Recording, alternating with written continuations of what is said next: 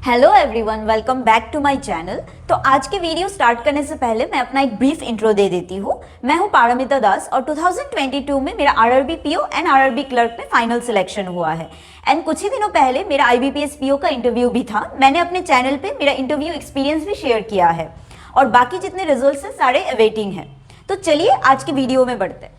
तो आप स्क्रीन से देख ही सकते हो कि हम लोग किसके बारे में आज बात करेंगे, मॉक टेस्ट के बारे में।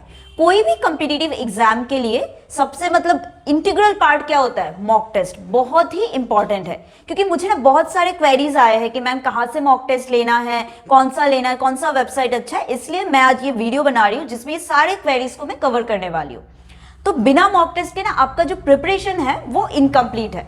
क्योंकि क्या होता है, हम लोग प्रिपरेशन के टाइम एक एक टॉपिक वाइज क्वेश्चन सॉल्व करते, तो हम लोग ना एक कंफर्ट जोन में चले जाते। एक एक टॉपिक वाइज होता है ना, at a time one topic only. लेकिन जब मॉक टेस्ट देते तब क्या होता है, हमें सारे टॉपिक्स के क्वेश्चंस कंपाइल्ड वे में एक साथ मिलता है। एक एग्जाम का फील आता है। लाइक एग्जाम में आप कैसा क्वेश्चन आएगा, आप एग्जाम में कैसे करोगे, वो आप मॉक टेस्ट देने से आपको वो एक्सपीरियंस हो सकता है। तो इसलिए मॉक टेस्ट के बिना आपका प्रिपरेशन इनकम्प्लीट है। तो ये इंटीग्रल पार्ट है। तो चलिए बात करते हैं कि कौन सा मॉक टेस्ट आपको लेना है। तो प्रिपरेशन में बहुत सारा फेज होता है। पहले तो आपको अपना बेसिक्स पढ़ना है, लाइक रिवीजन करना है, सारे टॉपिक्स अच्छे से बेसिक से टॉपिक वाइज प्रैक्टिस करना है। उसके बाद मॉक टेस्ट पे आना है। ऐसा नहीं कि फर्स्ट दिन से आप मॉक टेस्ट में लग गए। आई थिंक कुछ लोगों के लिए ये वर्क करता होगा क्योंकि उनका शायद बेस बहुत ही स्ट्रांग है, तो वो डायरेक्ट मॉक टेस्ट के लिए ऑप्ट कर सकते हैं। लेकिन मेरा उतना बेसिक स्ट्रांग नहीं था, तो मैंने वापस से रिवाइज किया। I think most of the people उनका ऐसा ही है कि बेसिक थोड़ा रिवाइज करना जरूरी है। तो आप पहले एक बार पूरे बेसिक्स सारे टॉपिक वाइज रिवाइज कर लो, पढ़ लो, उसके बाद आप मॉक टेस्ट पे आओ। नहीं तो पहले से ही मॉक टेस्ट में आ जाओगे ना, थोड़ा डिफिकल्टी फेस होगा और थोड़ा डिप्रेशन हो सकता है कि मुझे क्यों नहीं मार्क्स आ रहे अच्छे। तो आप पहले रिवाइज करो, फिर आते हैं मॉक टेस्ट। तो जब आप एकदम स्टार्ट करोगे, लाइक बिगिनर्स, जैसे आपका लाइक 1 मंथ में आपने 1 या 2 मंथ्स में अपने सारे टॉपिक्स का टॉपिक वाइज प्रैक्टिस कर लिया है, रिवीजन आपका हो गया है, उसके बाद आपको मॉक स्टार्ट करना है, स्टार्टिंग फेज। तो बिगिनर्स के लिए बेस्ट है, मुझे लगता है ये जो है टेक्स्ट बुक, ये आपका बेस्ट है बिगिनर्स के लिए। लाइक मैंने भी स्टार्टिंग में यही फॉलो किया था। और टेक्स्ट बुक का जो 2022 वाला सीरीज वो आप कर सकते हो। अभी 23 वाला भी आने वाला है, वो भी करना। लेकिन 2021 वाला जो लाइक मॉक सीरीज है टेक्स्ट बुक का, वो बहुत ही इजी था। उतना इजी तो एग्जाम में नहीं आता है, लेकिन 2022 वाला सीरीज बहुत ही अच्छे लेवल का था। एग्जाम मुझे लगता है प्रीलिम्स में उससे थोड़ा सा इजी आया था। तो टेक्स्ट बुक का जो 2022 वाला सीरीज है वो आप कर सकते हो।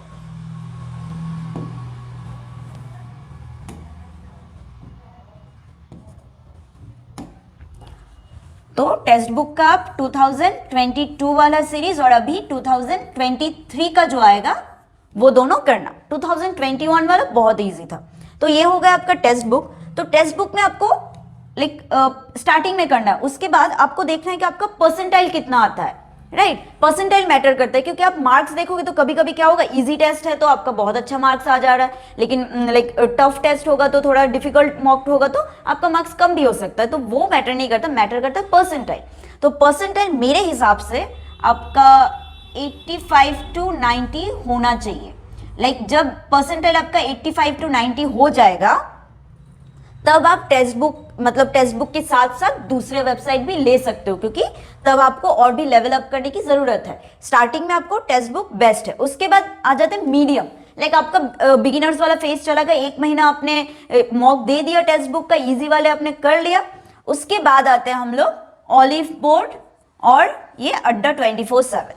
तो ऑलिव बोर्ड का भी मीडियम लेवल का है, टेक्स्ट बुक से थोड़ा सा टफ है, थोड़ा सा एग्जाम में ऑलिव बोर्ड से इजी आता है। फिर भी क्या होता है, हम लोग घर पे ना जब मॉक देते हैं कंफर्टेबल एटमॉस्फेयर में बैठ के देते हैं, तो कितना भी टफ मॉक हो ना हम लोग अच्छा परफॉर्म कर लेते हैं। लेकिन एग्जाम में क्या होता है, पूरा ही न्यू एनवायरनमेंट होता है, न्यू आपको कंप्यूटर मिलेगा, सब कुछ न्यू होता है। तो क्या होता है वहां पे ना एग्जाम में इजी क्वेश्चंस भी हो तब भी प्रेशर ज्यादा ही रहता है एग्जाम में, आप समझ सकते हो।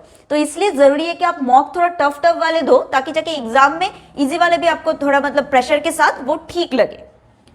तो मीडियम पे आप लोग ऑलिव बोर्ड ले सकते हो। मैंने लिया था ऑलिव बोर्ड, और अड्डा 24/7 भी मैंने लिया था। ये दोनों के मॉक्स मैंने लगाया था।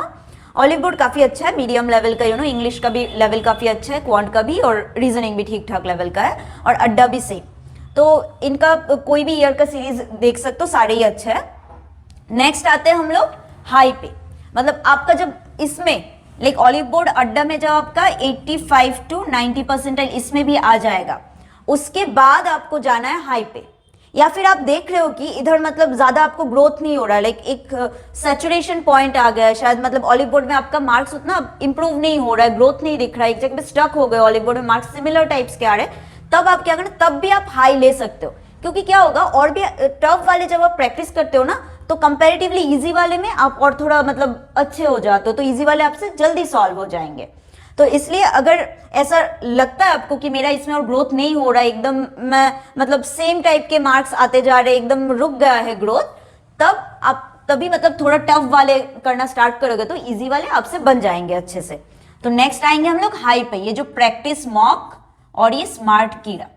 तो प्रैक्टिस मॉक और स्मार्ट कीड़ा दोनों ही बहुत अच्छे लेवल के हैं, मतलब बहुत ज्यादा ही अच्छे लेवल के, मतलब काफी टफ लेवल के हैं। लाइक अच्छे अच्छे स्टूडेंट्स भी इसमें बहुत कम स्कोर कर पाते हैं, इवन मेरा भी उतना कुछ अच्छा स्कोर नहीं आता था इन दोनों में।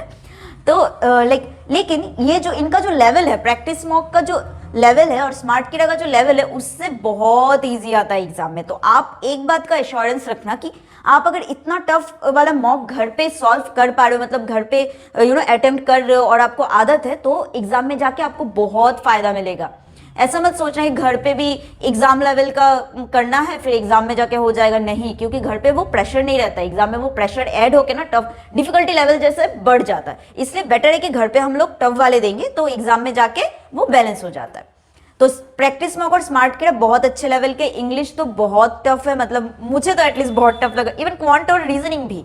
इंग्लिश का मुझे पता है मेरा 20 से 20, 22, 23 ऐसा ही आता था प्रैक्टिस मॉक और स्मार्ट कीड़ा, मुझे इससे ज्यादा तो कभी नहीं आया। लेकिन टेक्स्ट बुक में लाइक 27, 28, 30 भी आ जाता था कभी कभी, इवन सेम ऑलिव बोर्ड में 26, 7 तो हमेशा रहता था। लेकिन ये दोनों में मेरा लाइक 22 से ज्यादा आई थिंक नहीं गया है।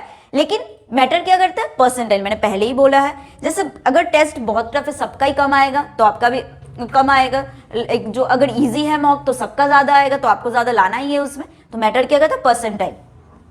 लाइक इसमें भी आपको प्रैक्टिस मॉक में मुझे लगता है 85 टू 90 परसेंटाइल होना चाहिए।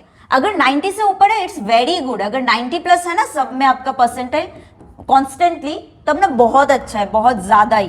लाइक 90 प्लस अगर कॉन्स्टेंटली है आपका, अगर नहीं तो 85 टू 90 भी इट्स लाइक कंसिडरेबल, उससे सिलेक्शन हो सकता है, कोई प्रॉब्लम नहीं है।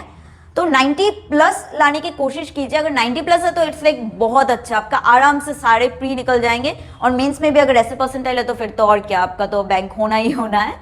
तो ये था हमारा तो बिगिनर्स, मीडियम और हाई। एक्चुअली और भी बहुत सारे मॉक टेस्ट सीरीज है वेबसाइट से, लेकिन मैंने उनका कभी ट्राई नहीं किया है तो मैं अपना रिकमेंडेशन नहीं दे पा रही हूँ। तो मैंने जो जो ट्राई किया मैं उनके बारे में ही जस्ट यहाँ पे मैंने डिस्कस किया है, वही मैं रेकमेंड कर रही हूँ। तो आपको अगर कोई और टेस्ट सीरीज अच्छा लगे तो जरूर आप उनको सब्सक्राइब कीजिए, लेकिन मॉक टेस्ट दीजिए जरूर। बेसिक्स पढ़ने के बाद दिन में एटलीस्ट 3 मॉक टेस्ट दीजिए, 2 से 3, नहीं तो अगर आप दे सकते हो ना, टाइम ज्यादा है तो 4 भी दे सकते हो। जितना मॉक ज्यादा देंगे आप उतना ना फेमिलियरिटी हो जाएगा। लाइक आफ्टर सम पॉइंट आपको लगेगा कि सेम टाइप के क्वेश्चंस रिपीट हो रहा है, आप एकदम फेमिलियर हो जाओगे। Familiarity is the key. और कांस्टेंट रहना है आपको, बीच में कंटिन्यूटी नहीं छोड़ना है, वो बरकरार रखना है। रोज एटलीस्ट अगर कभी मन हो रहा है कि आज 2-3 नहीं देना है मॉक, मेरा मन नहीं है, 1 दीजिए मॉक, एक मतलब वो कंटिन्यूटी बने रहना चाहिए, वो कभी ब्रेक नहीं होना चाहिए।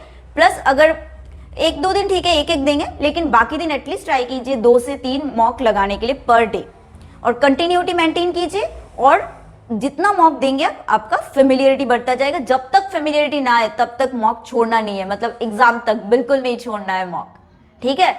तो जिनका भी अभी 2023 के जो भी एग्जाम्स आ रहे हैं उनके लिए अच्छे से पढ़िए, अच्छे से मॉक दीजिए। मॉक बहुत इंपॉर्टेंट है, मैं फिर से रिपीट कर रही हूँ। इसके बिना बैंकिंग एग्जाम तो क्रैक नहीं हो सकता है for sure. I think any competitive exam वो मॉक के बिना तो क्रैक नहीं हो सकता है। तो प्लीज मॉक टेस्ट जरूर दीजिए, बहुत ज्यादा इंपॉर्टेंट है। और अच्छे से पढ़ाई कीजिए। ऑल द बेस्ट, मिलते हैं कभी नेक्स्ट वीडियो में।